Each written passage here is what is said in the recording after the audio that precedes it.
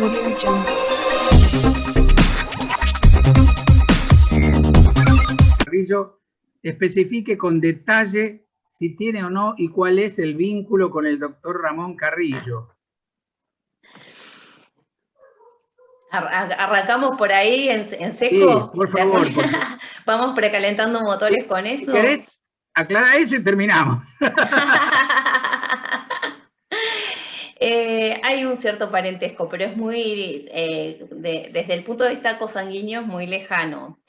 Aparentemente, según dicen quienes han revisado los árboles genealógicos, el papá de Ramón y mi bisabuelo eran primos hermanos. Entonces hay una cierta consanguinidad, pero es lejana. Y a lo largo de la historia, ustedes saben que ya hubo varias otras grietas. En aquella grieta quedaron los Carrillo divididos en dos mitades, y yo creo que quedé en la parte gorila. No lo cuento. Pero bueno, nada, después la historia nos dio la oportunidad de revisar nuestras decisiones y nuestros parentescos genéticos y afectivos, y bueno, y acá estoy orgullosa de llevar ese apellido por todos los ancestros. Bueno, gracias, Caro. Carolina Carrillo en 1996 se licenció en Ciencias Biológicas con título honorífico y medalla de alumna distinguida, orientación en Genética y Biología Molecular y Celular, Universidad Nacional de Mar del Plata. En el año 2003 se doctoró en Ciencias Químicas, Orientación Bioquímica y Biología Molecular, Universidad de Buenos Aires.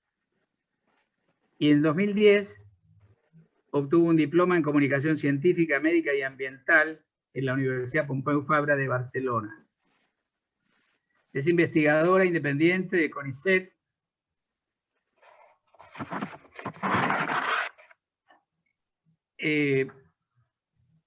El año pasado participa del equipo que registró el NeoKit para detección molecular simplificada del SARS-CoV-2, y en el 2017, aprobado por el ANMAT, y en el 2017, el primer producto de detección molecular argentino aprobado por ANMAT, en este caso aplicado para el Chagas, NeoKit Chagas, kit para detección molecular simplificada del Trypanosoma cruzi en neonatos. Fue profesora invitada en maestría en Biología Molecular Médica, en Parasitología Molecular de la UBA,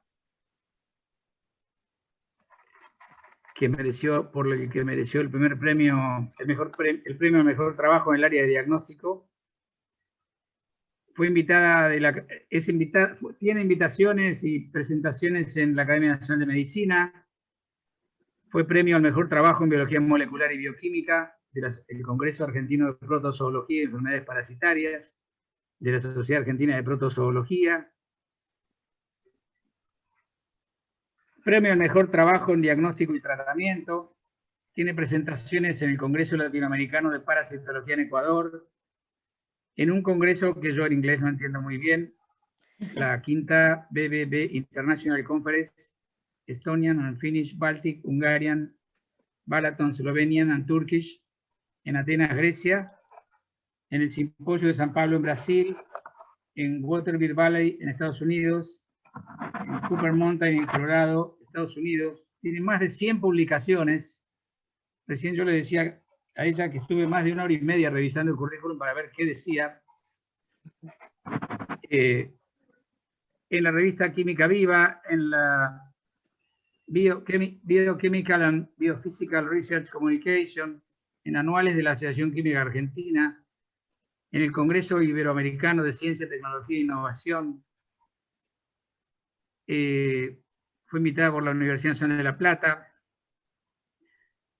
Todas estas publicaciones que estoy mencionando, salvo las docencias, son en equipo. Chagas, Infancia y Derechos Humanos. Publicaciones en Latin American Society for Vector Ecology de Manaus, Brasil. Muchísimas presentaciones en la Sociedad Argentina de Investigaciones Clínicas. En la Universidad de Dundee, Reino Unido, Sociedad Argentina de Protozoología, Sociedad Argentina de Biología, Jornadas de la Sociedad Uruguaya de Biociencias, Jornadas Rioplatense de Biología, Congreso Latinoamericano Santiago de Chile, Reunión Conjunta de Sociedades de Biociencia en Argentina, 18º Simposio Internacional sobre Enfermedades Desatendidas, Jornadas de Becarios de la Sociedad Argentina de Pediatría, Jornadas Científicas del Hospital Durán,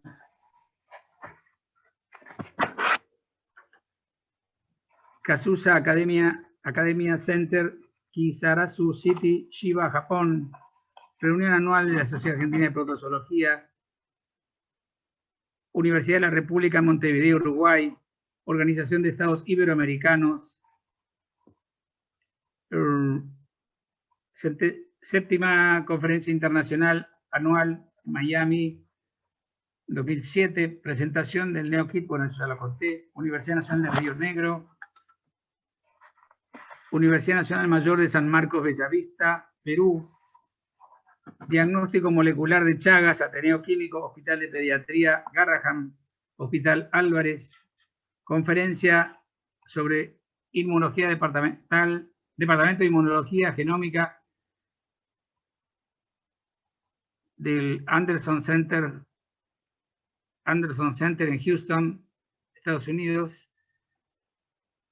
cátedra regional UNESCO Mujer, Ciencia y Tecnología de América Latina, Foro de Ciencia Joven en América Latina y el Caribe, Universidad Nacional de Lanús, profesora invitada para la materia Análisis Biológico 2, Facultad de Ciencias Exactas de la UBA, Facultad de Ciencias Exactas, Universidad Nacional de La Plata, Facultad de Ciencias Naturales, Universidad Nacional de La Plata, Departamento de Ciencias Biológicas, Universidad de los Andes, Bogotá, Colombia, Premio a la Innovación Tecnológica, Academia Nacional de Ciencias Exactas, Físicas y Naturales.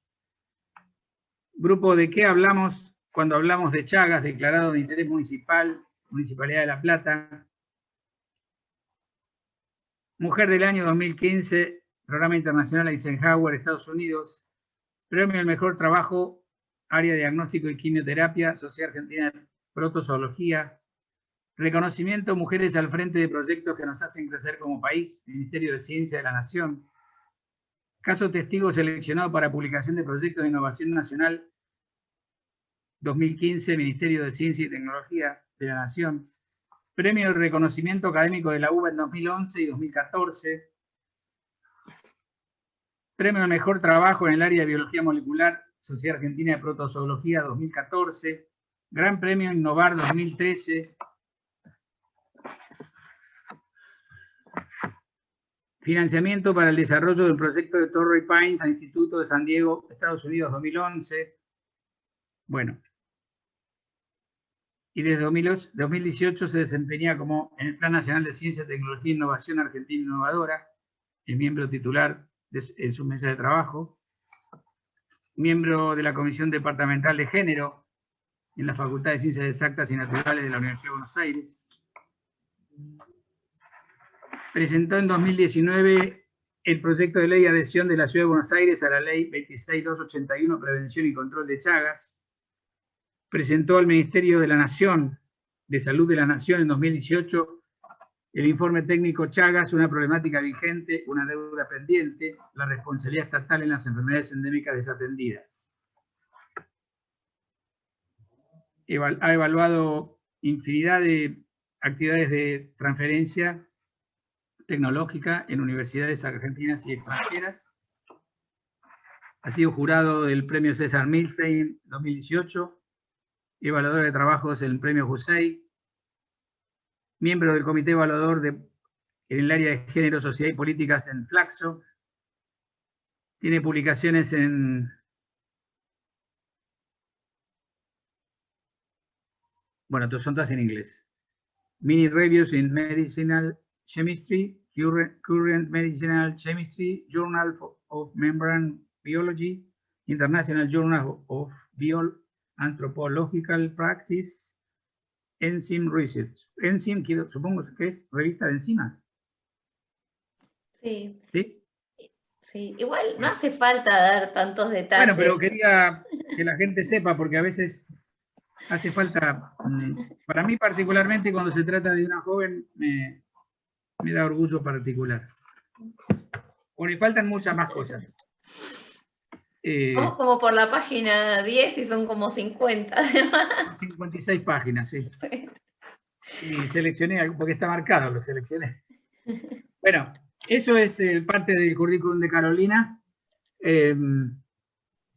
Para nosotros saltó a la fama y a los medios masivos con el kit de Chagas el año pasado y con el kit de COVID este año, pero evidentemente, como vemos, hace muchos años que la doctora se desempeña en este trabajo. Así que bueno, ahora sí, el micrófono es tuyo. Bueno, muchas gracias, Jorge. Para despertar a todos los que vi bostezar, la propuesta es, habrán visto que el título es en base al Chagas como problemática compleja y global y qué tiene la biología molecular para aportar al bien común. Entonces, lo primero que quería hacer para que nos despertemos todos es que escriban en el chat la primera palabra o las primeras palabras que se les ocurren a ustedes cuando escuchan la palabra Chagas. ¿Qué es lo primero que piensan? Quiero verlo en el chat, así de ahí retomamos. Y con esto además puede ser culpa de ustedes para dónde va la charla, porque vamos a ver qué pone.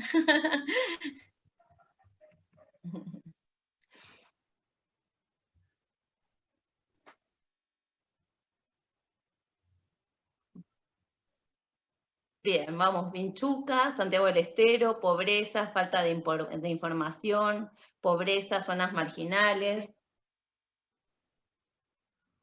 corazón. Bien. Bueno, tenemos un lindo muestreo.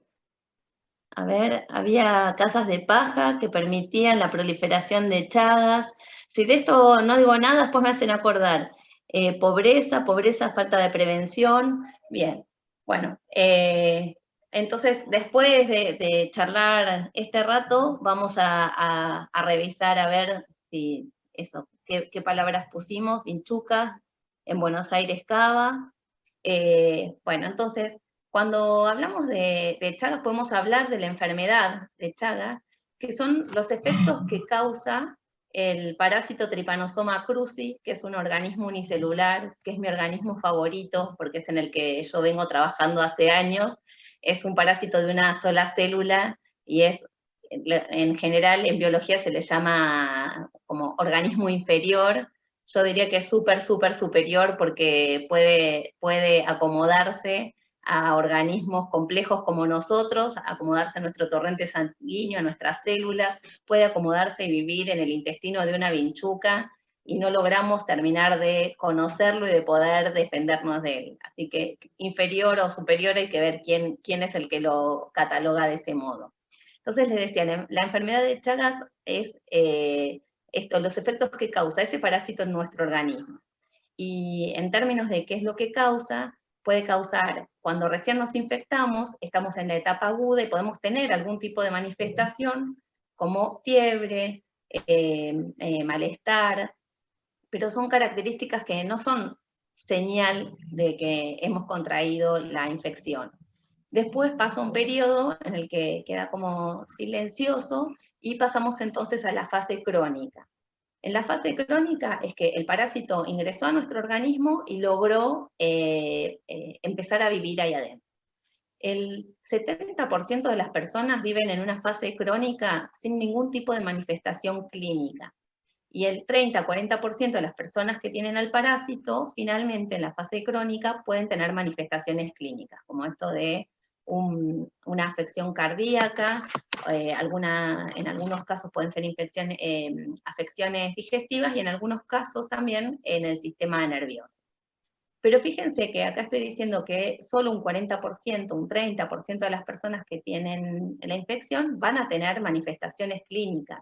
Entonces, a mí me gusta pensar el Chagas, a mí y a varias personas con quienes trabajo, haciendo un poquito de zoom out, ¿no? De tomar un poco de distancia y ver que la enfermedad de Chagas no es solo una enfermedad. El Chagas es una problemática compleja de salud socioambiental. O sea, es de salud, sí, pero hay un montón de componentes socioambientales. Fíjense que ustedes en lo primero que pusieron fue pobreza, rancho, falta de información. No estamos hablando de dolor de cabeza, arritmia. Alguno puso corazón, pero justamente sabiendo poco del tema, no siendo personas expertas en la materia, creo que no veo ninguna cara experta, perdón, da lo mismo si somos expertos o no, todas las voces están habilitadas para hablar de Chagas, pero digo, pensamos en Chagas y enseguida aparecen componentes de naturaleza que no son biomédica. Entonces pensar en el Chagas nos exige pensar justamente en una problemática compleja que interrelaciona factores que pertenecen a distintas categorías o a distintas dimensiones. Nosotros solemos hablar de dimensiones y hablamos de la dimensión biomédica, que es esto de está causado por este parásito, puede causarnos fiebre al principio o no, puede pasar una fase crónica.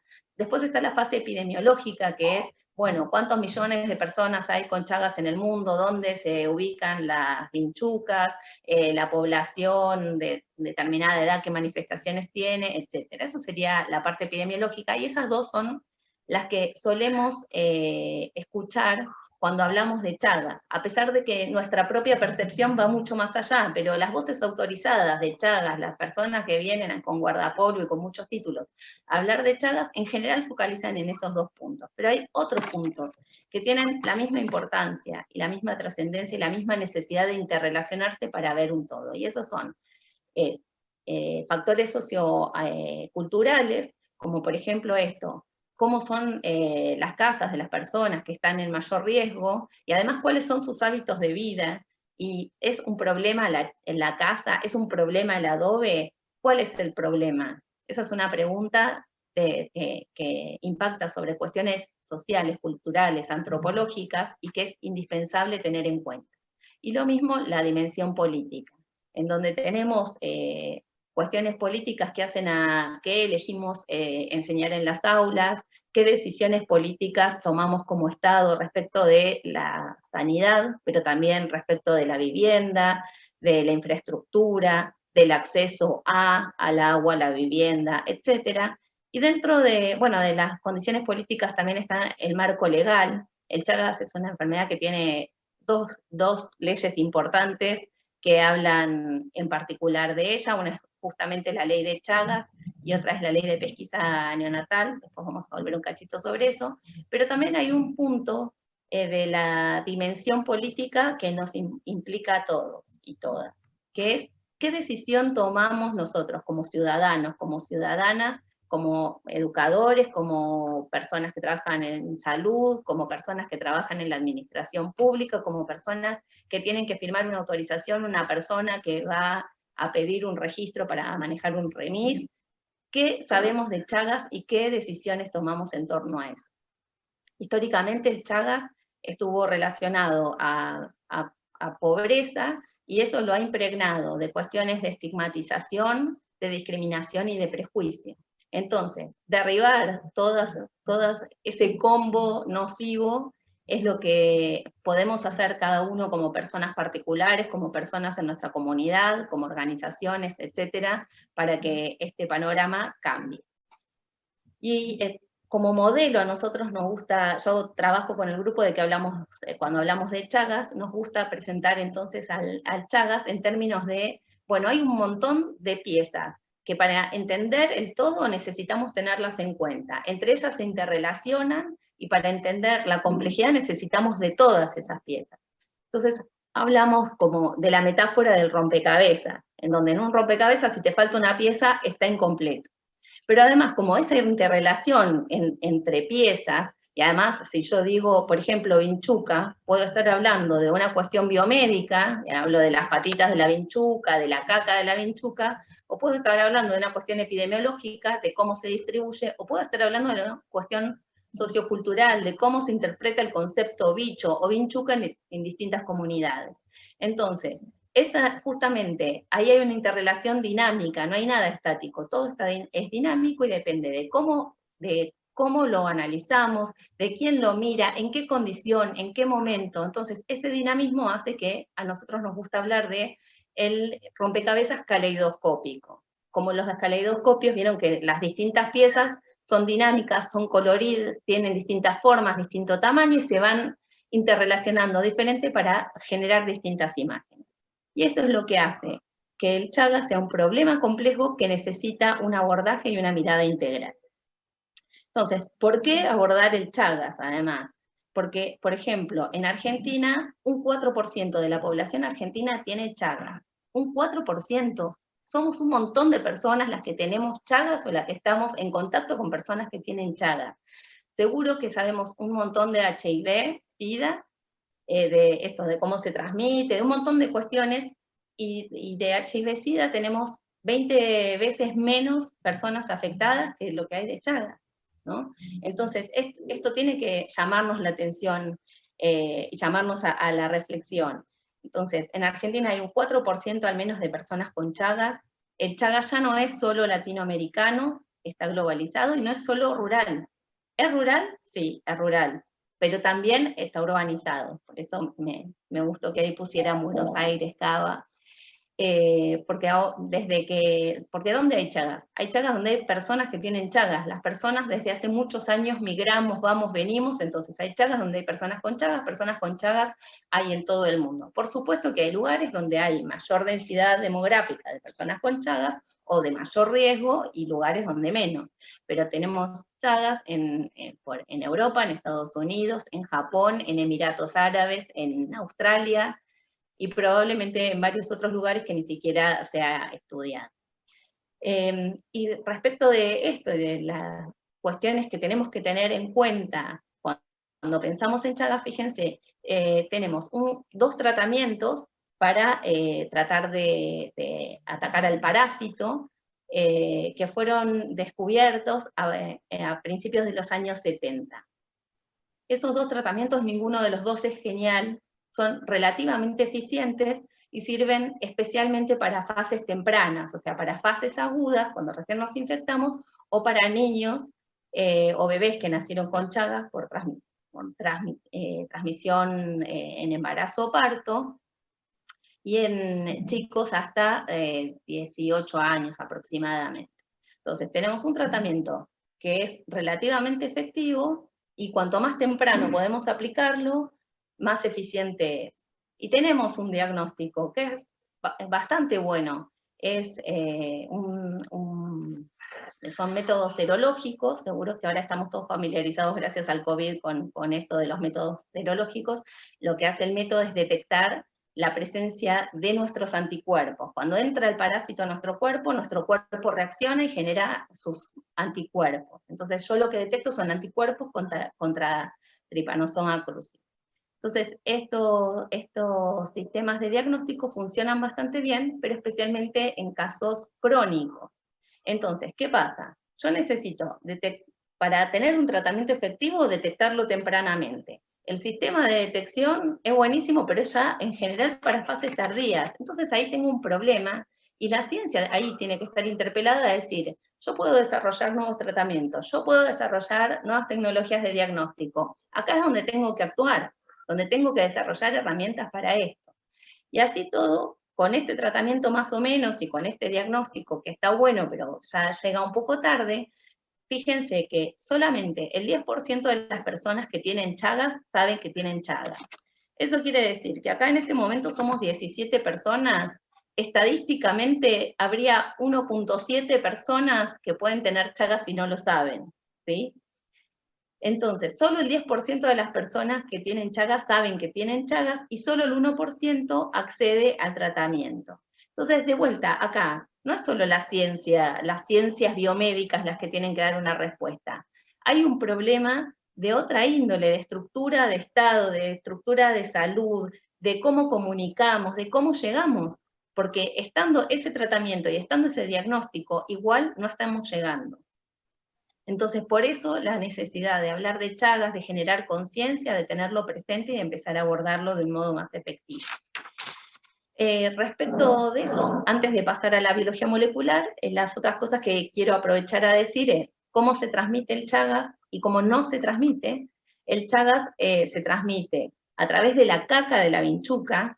Ustedes saben que las vinchucas son unos insectos, unas chinches grandes, no son cualquier chinche, son hematófagas, o sea, se alimentan de sangre, y entonces, cuando se alimentan de un animal mamífero o de una persona que tiene Chagas, a su sistema digestivo viene sangre con parásitos. La próxima vez que va a picar, siempre que pica, que se alimenta, como es bastante haragana la vinchuca, aprovecha y dice, ya que voy a alimentarme, me alimento un montón. Entonces, como tiene un exoesqueleto rígido, toma un montón de sangre, se genera una presión dentro de su cuerpo y eso hace que defeque. O sea, para que entre suficiente sangre, tiene que hacer caca. Y en esa caca hay parásitos. Entonces, la vía más común, la más conocida, justamente, es la vía a través de la caca de la vinchuca, que si nos rascamos entra por las microabrasiones de la piel, o por el agujerito que quedó del pico de la vinchuca, o ocasionalmente me queda en las uñas, en las manos, y entonces me rasco un ojo y entra por el ojo, me chupo los dedos, puede entrar por vía digestiva, pero la vía vectorial, se llama, porque la vinchuca sería un vector de la enfermedad, es la más común. La otra vía más común, apostando a situaciones en donde no hay vinchucas, ya sea porque estamos en ambientes urbanos donde no hay alta densidad de vinchucas o porque estamos en regiones donde no las hay, la vía más frecuente es la de embarazo o parto. Y después hay otras vías que acontecen o han acontecido, que son la transfusión sanguínea, que ocurre sobre todo en lugares, en países, donde como la enfermedad no es endémica, no se chequean los dadores de sangre. Esto ha producido, por ejemplo, que en Estados Unidos haya un gran número de personas con Chagas por transmisión por transfusión. Entonces, una política de Estados Unidos, de algunos estados de Estados Unidos, es chequear la sangre de dadores cuando son latinos. No chequean todas las sangres a ver si tienen Chagas. Entonces, ahí es cierto que hay un problema de probabilidades, pero un gringo puede haber venido con su mochila y haber estado paseando por Jujuy, por nuestras tierras carrillísticas, se puede haber agarrado Chagas, vuelve a Estados Unidos, dona sangre y nadie lo testea para Chagas porque es gringo. Entonces, de vuelta, ahí hay un montón de problemas interrelacionados que hacen que tengamos después dificultades. Y la otra vía es la digestiva, que es cuando ingerimos comida o bebida infectada con el parásito, de algún modo. La última, que es la de accidentes de laboratorio, por supuesto que está reducida a un público súper particular. Y también es interesante mencionar cómo no se transmite el Chagas. El Chagas no se transmite por mate. Bueno, ahora casi que nada se transmite por mate porque ya no estamos compartiendo, pero el Chagas no se transmite por el mate, no se transmite por saludos, por abrazos, por besos, no se transmite por relaciones sexuales, ni se transmite por lactancia materna. Entonces, indicar que la lactancia materna sea suspendida porque una mujer tiene Chagas es nada, es una manifestación más de la ignorancia médica y del gusto que tiene la medicina moderna por interrumpir las relaciones madre-hija. Bien, entonces esas son las formas en que no se transmite. Lo otro que quiero también aprovechar este espacio para generar conciencia es, cuando hablamos de Chagas, hablamos de enfermedad de Chagas y hablamos de estas cuestiones de un efecto en el corazón o lo que sea, o hablamos de Chagas en términos generales cuando hablamos de la problemática.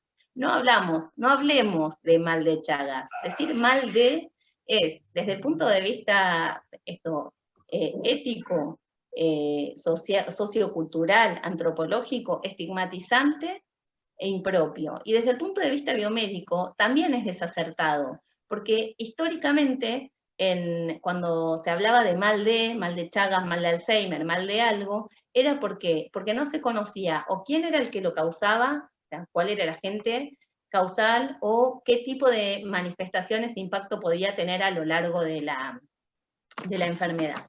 Y Chagas es una historia que esto también, si el Chagas fuera otra enfermedad, así como con más glamour, sabríamos todos que es la única enfermedad en toda la historia del conocimiento que fue descrita por un solo hombre, Carlos Chagas, brasilero, que era médico, en un año. Él lo llamaron de salud pública de Brasil a que fuera a ver qué pasaba en Minas Gerais, en zona de Minas, con los mineros que tenían afecciones cardíacas cada vez más graves y no sabían qué tenían. Entonces, Carlos Chagas se fue y en un año describió la patología, encontró el parásito en sangre de una nena que presentó manifestaciones, encontró el parásito en las vinchucas. Bueno, lo primero que encontró fue un montón de vinchucas que le llamaron la atención, ahí encontró el parásito, haciendo búsqueda en muestras humanas, encontró la sangre en Berenice, en una nena de 2 años, encontró parásitos en mulitas y animales salvajes que estaban cercanos a las viviendas de los mineros, y entonces describió el agente etiológico, que es el Trypanosoma cruzi. Describió el ciclo de cómo pasa de la vinchuca a los mamíferos, describió un montón de características clínicas, o sea, nada, es la única enfermedad en todo el mundo, en toda la historia del conocimiento, que un solo tipo, en un solo año, describió todo. Entonces, llamarlo mal de es además, desde el punto de vista esto biomédico, también un error. Entonces, no hablamos de mal de Chagas estigmatiza, es feo, no suma, resta.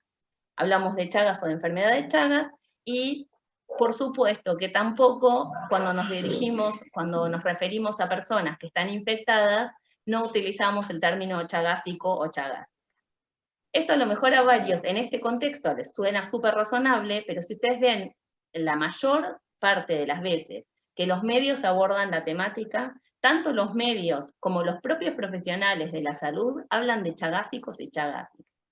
Díganme, ¿qué profesional de la salud o qué medio de comunicación se atreve a hablar de cancerosos, decidóticos? Ninguno.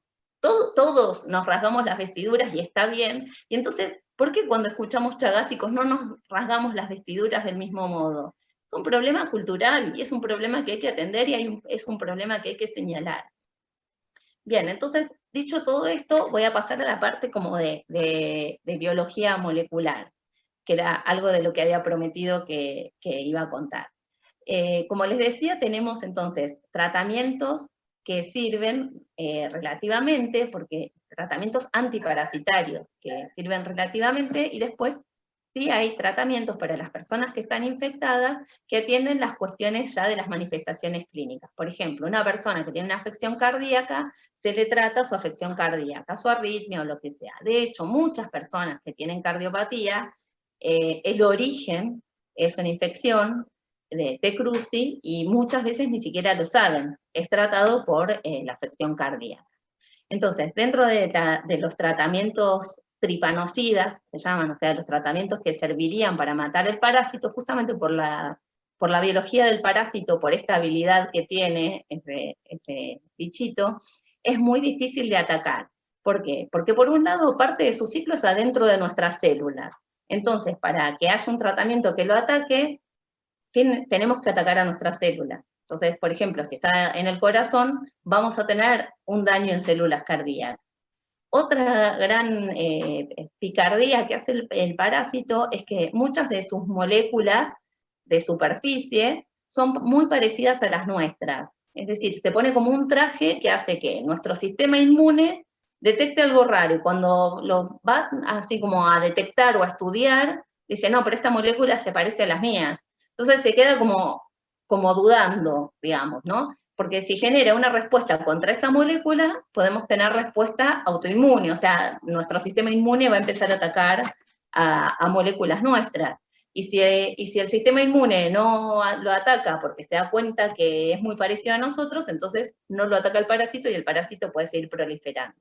Entonces, en ese marco es que es tan difícil atacarlo. Entonces, desde la biología molecular es una rama de la biología que justamente se centra en las moléculas que conforman a los organismos vivos, las moléculas que pueden ser esenciales, qué estructura tienen, qué forma, si son fundamentales o no, dónde se ubican en la célula, todas esas cuestiones que hacen que podamos, por ejemplo, sabiendo que tenemos una molécula que es vital para el parásito, o sea que si yo la ataco, mato al parásito, y que además sea suficientemente distinta de las células, de las moléculas de las células de mamífero, voy a poder tener un tratamiento, podría encontrar una molécula que sea una droga que ataque a eso sin atacarnos a nuestras propias células.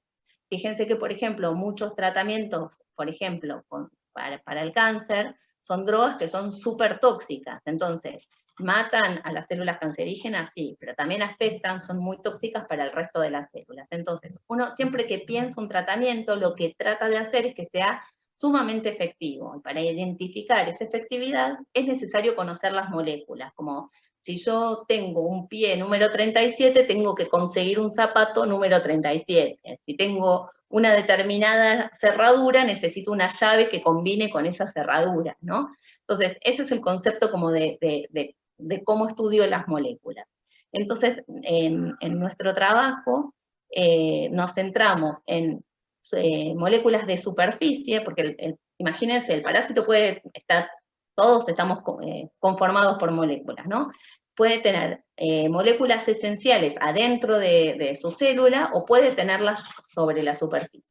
Si yo tengo que llegar con una droga al parásito, tengo que tomar una pastilla o inyectar una droga, lo que sea, esa droga tiene que circular por el torrente sanguíneo, llegar a la célula del corazón, entrar a la célula del corazón, no hacerle nada a la célula del corazón, poder entrar a la célula del parásito y afectar al parásito. Entonces, ¿cuál sería la forma más fácil? Que al menos esté en la superficie del parásito, para tener que ahorrarnos el paso de que, además, esa molécula, que es la molécula que va a atacar al parásito, tenga que entrar al parásito y tener su efecto adentro.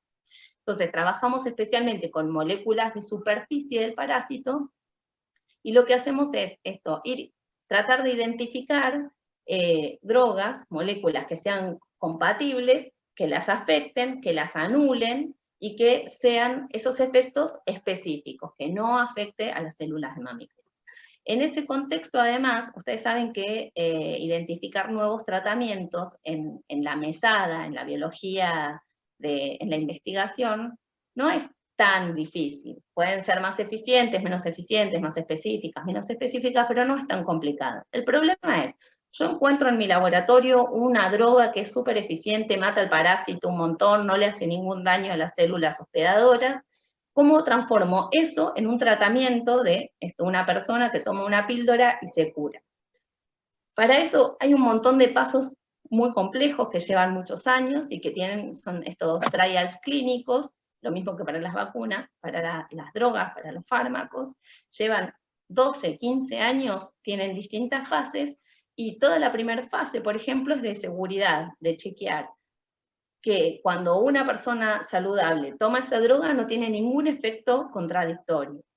Una vez que veo eso, entonces paso, además, en personas enfermas, a ver si ese tratamiento, además de que no le causa daños, sí le causa beneficios.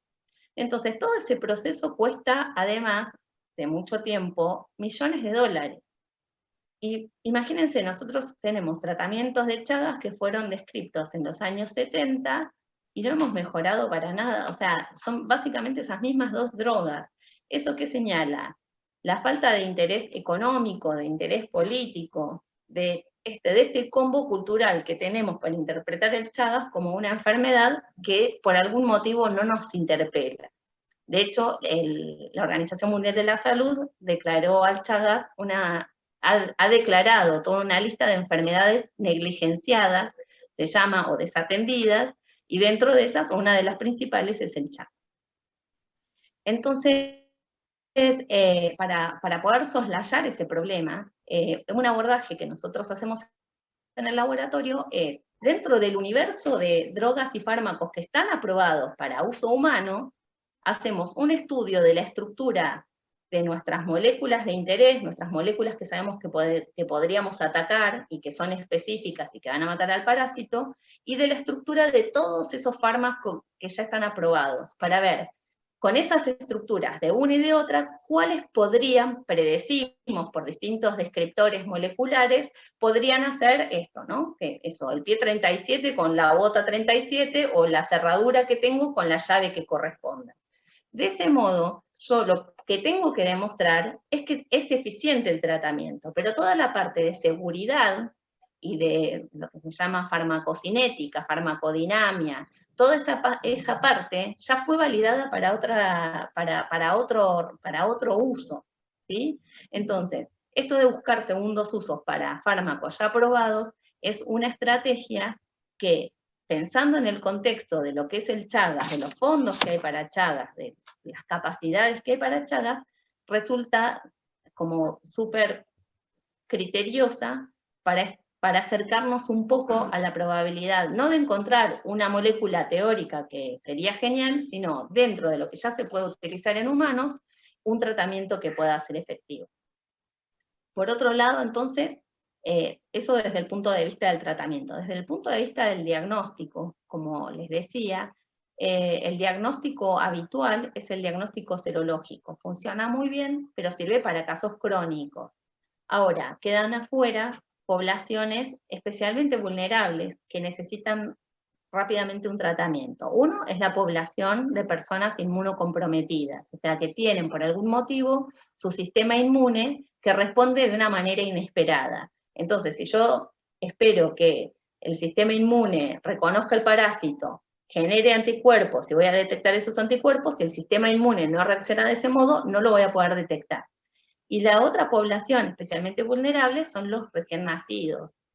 En ese contexto, les decía que está la Ley Nacional de Chagas, que dice un montón de cosas, es una ley hermosa, que ya cumplió más de 10 años y que desde entonces nunca fue reglamentada. Sin embargo, está vigente, porque una ley desde que sale está vigente. La no reglamentación implica que no hay fondos para hacerla cumplir, pero sí está vigente y sí hay un montón de cosas que dice que son interesantes y que se pueden cumplir sin ni siquiera tener dinero, como por ejemplo el artículo 5, que dice que toda persona que va a ingresar a un trabajo que queda terminantemente prohibido realizar el test de Chagas para cualquier persona que va a entrar a trabajar a un lugar, el prelaboral. A priori suena como raro pensar en eso, ¿no? Porque uno pensaría, tiene la oportunidad de tener el diagnóstico, tiene la oportunidad de acceder a la salud, porque en esa misma ley dice que toda persona que tiene Chagas tiene derecho a recibir el tratamiento correspondiente, cubiertos los costos por el propio país. Pero ¿qué pasa? Históricamente, ese prelaboral se utilizó con fines de no emplear a la persona que da positiva. Entonces, en la mayoría de los casos, yo te voy a emplear, te hago el test de Chagas, ¿me da positivo? ¿Te da positivo? Ni te cuento y no te tomo. Entonces, vos te quedás sin trabajo y además sin saber cuál es el motivo. Entonces, esa misma ley, así como el artículo 5 dice que queda terminantemente prohibido el prelaboral, también dice que toda persona en el territorio nacional tiene derecho a hacerse el test gratuito cuando le plazca. Entonces, eso es re importante saberlo, porque entonces cualquiera de nosotros podemos ir a hacernos el test de Chagas cuando nos parezca para chequear si tenemos o no Chagas. En ese mismo contexto, entonces, dice, por ejemplo, que toda mujer embarazada debe ser testeada para Chagas. Eso en los últimos años se ha empezado a implementar y entonces dice que todo niño cuya madre biológica ha dado positiva debe ser testeado seguido a lo largo de 9 meses. ¿Por qué a lo largo de 9 meses? Porque cuando recién nace el bebé, puede tener el parásito o puede no tenerlo, o sea, puede haber nacido infectado o no. La transmisión vertical no es 100% que se cumple. Una misma mujer puede tener hijos con Chagas e hijos sin Chagas, lo puede haber transmitido a algunos sí y a otros no. Entonces, hay que hacer un seguimiento. Ese bebé, cuando nace, puede tener Chagas o puede no tenerlo, pero lo que va a tener es sangre de la mamá, anticuerpos de la mamá, porque los anticuerpos atraviesan la barrera placentaria. Entonces, si yo hago un test serológico cuando el bebé nace, me va a dar positivo, pero porque tiene los anticuerpos de la mamá. Entonces, cuando nace el bebé, lo que se hace es un diagnóstico de sangre de mirar al microscopio la presencia del parásito. Es un método que lleva tiempo, que es muy exitoso cuando lo hacen algunas personas, pero en términos generales no hay una persona que se tome el trabajo que tenga en cada lugar donde nacen niños de mirar horas de horas a ver si aparece un parásito. Si aparece, 100% seguro que tiene Chagas. Si no aparece, no sabemos si es que no tiene Chagas o que no lo vimos, porque el método es muy poco sensible y muy operador dependiente. Entonces, pasados los 9 meses, ese bebé, si lo dice un profesional de la salud estándar, va a decir, ese bebé tiene que volver para que le hagamos el serológico. Y la mayoría de los casos, ese bebé no vuelve. Si nosotros vemos, estadísticamente nacerían en Argentina alrededor de 1.500 bebés con Chagas al año. Es de declaración obligatoria, o sea, cada vez que identifico un bebé que nació con Chagas, tengo que ponerlo en el sistema.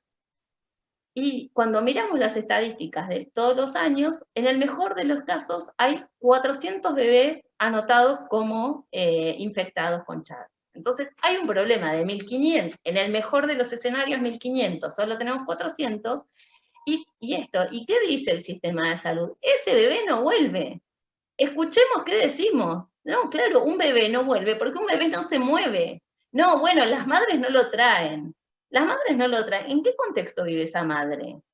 A lo mejor vino a parir a Ciudad Autónoma de Buenos Aires, pero es de, no sé, el tercer cordón, o a lo mejor es de alguna provincia, o a lo mejor es de otro país.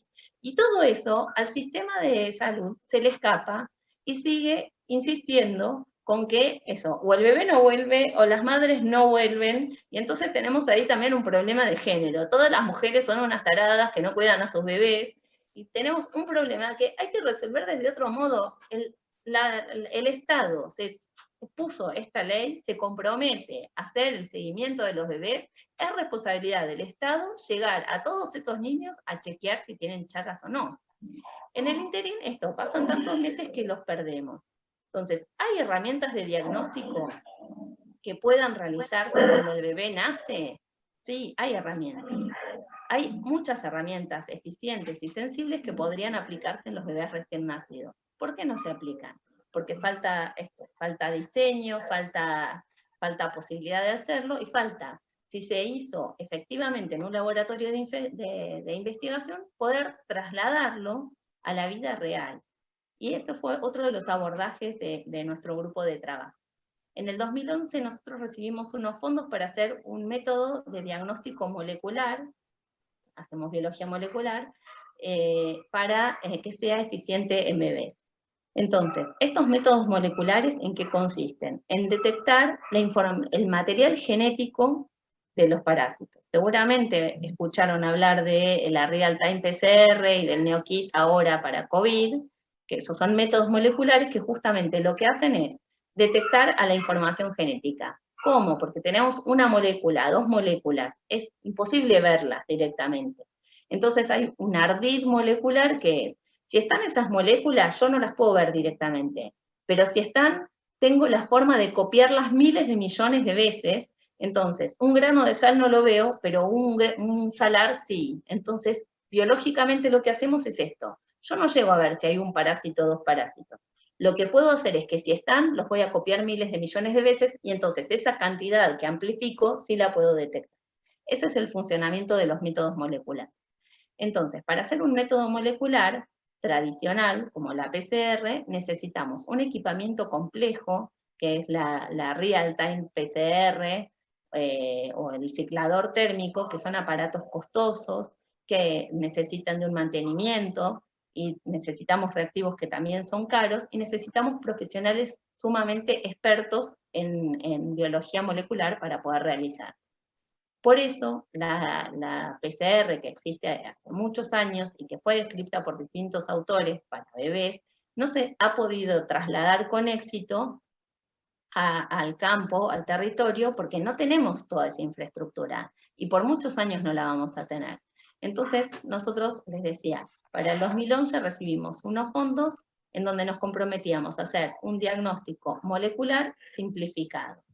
Esto es utilizando herramientas de biología molecular mucho más simples. Podemos hacer un test a partir de ustedes vieron que cada bebé que nace se toma una tarjeta de pesquisa neonatal, que es un cartón, en donde se les pincha el talón y se juntan gotas de sangre. Esas gotas se secan en el papel y eso se utiliza habitualmente para la pesquisa neonatal. La pesquisa neonatal se realiza para las enfermedades metabólicas y se realiza en más del 95% de los bebés que nacen en Argentina. Hay una ley de pesquisa neonatal que dice que todo bebé que nace en Argentina debe ser testeado para esas enfermedades metabólicas, para Chagas y sífilis. Para las 6 enfermedades metabólicas que son de baja incidencia, o sea, de baja frecuencia poblacional, se realizan. Para Chagas y sífilis, que son recontra frecuentes, no se realiza. De vuelta, ¿por qué? Porque no se desarrollaron esas herramientas. ¿No existen esas herramientas? Sí existen para otras enfermedades. Hay que trabajar para diseñarlas, desarrollarlas para esto. Y hay que lograr que se implementen. Entonces, en esos términos fue que nosotros desarrollamos un método partiendo de esa tarjeta, porque cuando empezamos a hablar con, no sé, las personas que trabajan en los hospitales, en las salas, en las maternidades, decíamos, bueno, ¿y vos podrías tomar de los bebés que nacen una... No, para Chagas es un lío, es un problema, y el gremio de las enfermeras, o sea, encontramos de todo tipo de respuesta. Entonces dijimos, o sea, no podemos pedir una muestra especial para Chagas porque nadie la va a juntar, o van a ser muy poco, va a depender de la voluntad de la persona que está en ese momento. Entonces dijimos, la tarjeta de pesquisa ya se toma, vamos a hacer un diagnóstico molecular que parta de esa tarjeta, porque ya está en la cultura de la atención de los neonatos. Entonces, adaptamos todo un método, de amplificación, partimos de tomar un circulito, cortar con un sacabocados un circulito, de esos, ponerlo dentro de un tubo de ensayo, colocar unos reactivos que logramos que fueran estables, que admitan estar mezclados y etcétera. Se ponen con gotero, 2 reactivos diferentes, se mezcla y se incuba 1 hora a 64 grados.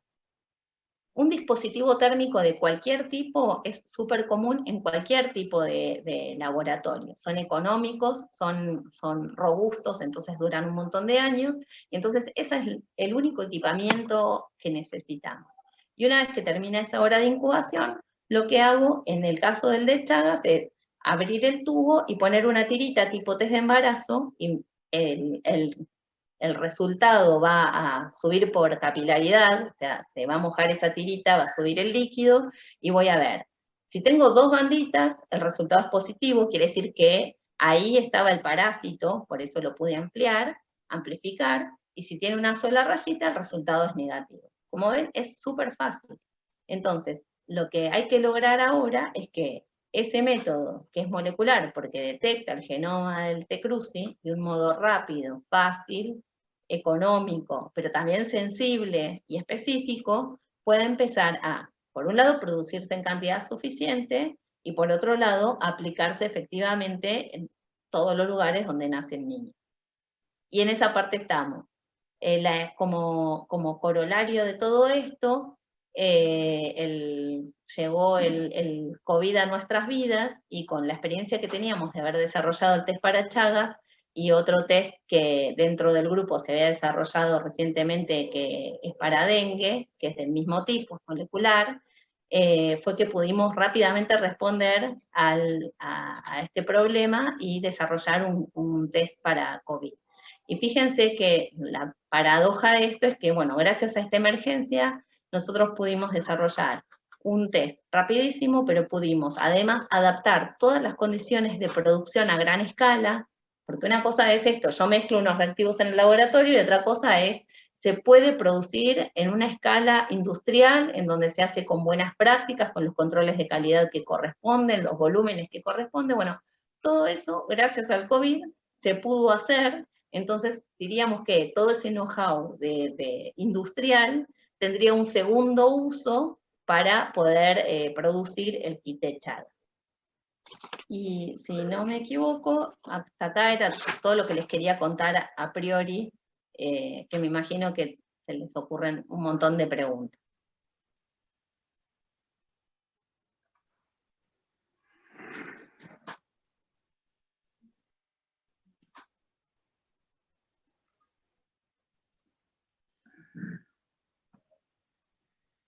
Mientras no preguntan, puedo seguir contando cosas, enojada, porque siempre me enojo cuando hablo de esto. Tenés 2 preguntas, ¿eh? Tengo 2 preguntas, a ver, Vinchuca, ¿por qué carecemos de esta infraestructura? ¿Qué faltaría? ¿Es solo la Vinchuca la transmisora? Bueno, respecto de qué hace falta como infraestructura, eso depende de para qué tipo de diagnóstico es la infraestructura que es necesaria. En el caso de los test moleculares convencionales, hace falta un laboratorio especializado.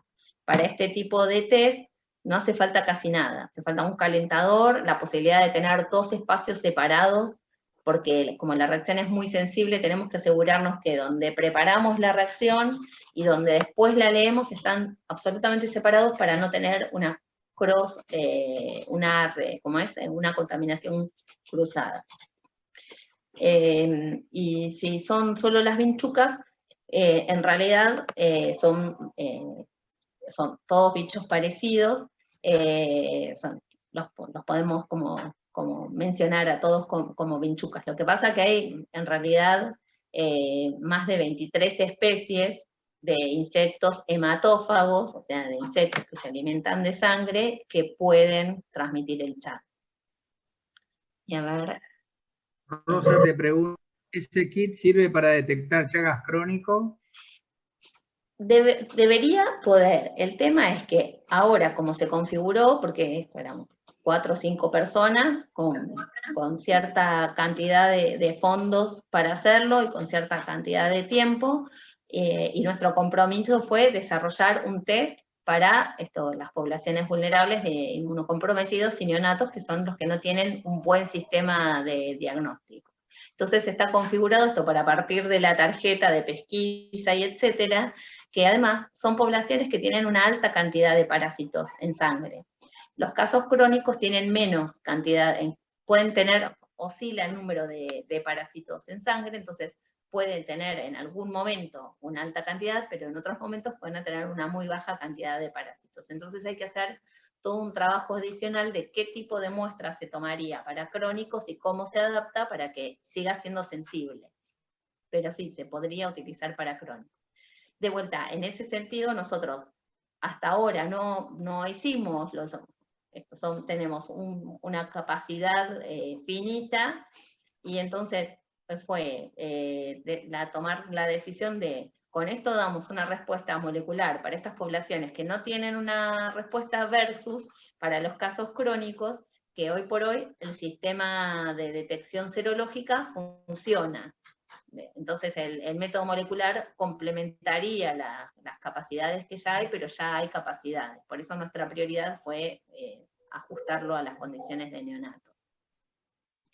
Antonio Lubín te pregunta, ¿sería posible establecer una cadena de lugares de diagnóstico? Pienso en los merenderos, lugares donde principalmente es un punto de concurrencia de personas carentes de vivienda. Sí, sería posible. Ahí hay ya también cuestiones como de índole de legalidad en términos de para admitir un resultado como positivo en términos de salud, las personas que lo hacen son personal autorizado. Entonces ahí hay esto como cuestiones en donde quizás habría que trabajar también en cómo se realiza el ensayo, quiénes lo realizan, cómo se informa, etc. Y respecto de eso de los merenderos, la ley de Chagas, esa hermosa ley que estamos esperando que reglamenten, otra de las cosas que dice es que todo niño al ingresar a la primaria debería ser testeado para Chagas.